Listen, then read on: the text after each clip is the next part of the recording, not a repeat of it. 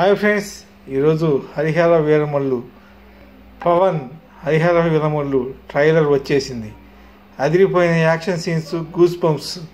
Power star Pawan Kalyan నటిస్తున్న చిత్రం Harihara Veeramallu periodic action అడ్వెంచర్గా రూపొందుతున్నట్టు ఈ చిత్రం జూలై 24న ప్రేక్షకులకు ముందుకు రానుంది. ఈ నేపథ్యంలో చిత్ర బృందం ప్రమోషనల్ కార్యక్రమాల్లో వేగం పెంచింది. అందులో భాగంగా తాజాగా ట్రైలర్ను విడుదల చేసింది.